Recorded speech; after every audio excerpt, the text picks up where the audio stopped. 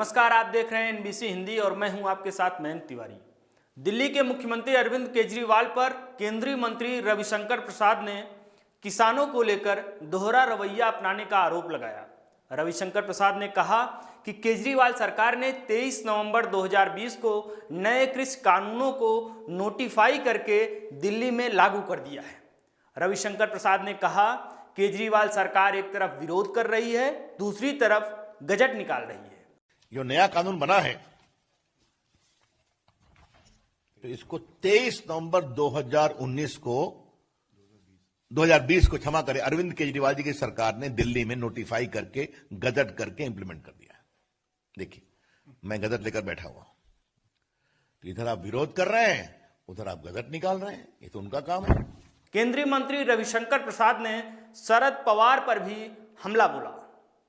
केंद्रीय मंत्री रविशंकर प्रसाद ने कहा, शरद पवार जब देश के कृषि उपभोक्ता मामलों के मंत्री थे, उस दौरान शरद पवार ने देश के सभी मुख्यमंत्रियों को पत्र लिखा था और इस बात का जिक्र किया था कि मंडी एक्ट में बदलाव जरूरी है, प्राइवेट सेक्टर का आना जरूरी है, किसानों को कहीं भी अपनी फसल बेचने का अवसर मिलना चाहिए।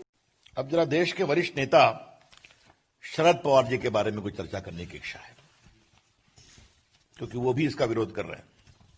जब वो देश के कृषि और उपभोक्ता मामलों के मंत्री थे, एग्रीकल्चर एंड कंज्यूमर अफेयर्स, तो देश के सारे मुख्यमंत्रियों को चिट्ठी लिखी। अभी मैं आपको दो चिट्ठी दिखाऊंगा जो उन्होंने 11 अगस्त 2010 को उस समय दिल्ली की मुख्यमंत्री शीला दीक्षित को लिखी और फिर नवंबर में शिवराज सिंह चौहान को लिखी। देखिए, मैं एक पैराग्राफ पढ़ता हूं शरद पवार का। As you are aware, my dear Sheela ji, as you are aware, the agriculture sector needs well functioning markets to drive growth, employment and economic prosperity. This requires huge investment in market infrastructure, including cold chain. And for this, private sector participation is essential, for which an appropriate regulatory and policy environment needs to be in place.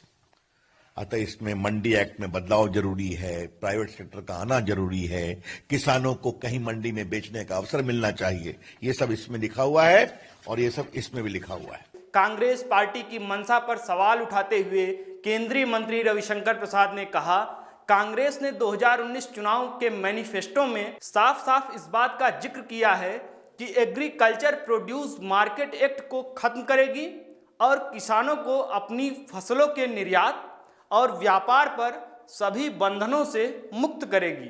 ये देखिए, 2013 में उन्होंने अपने सारे मुख्यमंत्रियों की बैठक बुलाई थी यूपी की सरकार ने, और उसमें क्या था?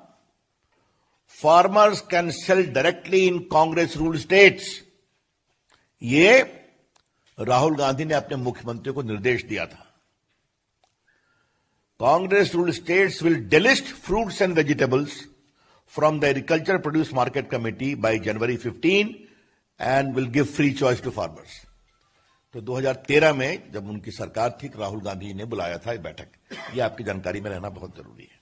किसान आंदोलन के नेताओं ने साफ साफ कहा है कि राजनीतिक लोग हमारे मंच पर ना आए, हम उनकी भावनाओं का सम्मान करते हैं, लेकिन ये सभी विपक्ष के लोग किसानों के आंदोलन में जबरन कूद रहे हैं, क्योंकि इन्हें बीजेपी और नरेंद्र मोदी जी का विरोध करने का एक और मौका मिलेगा।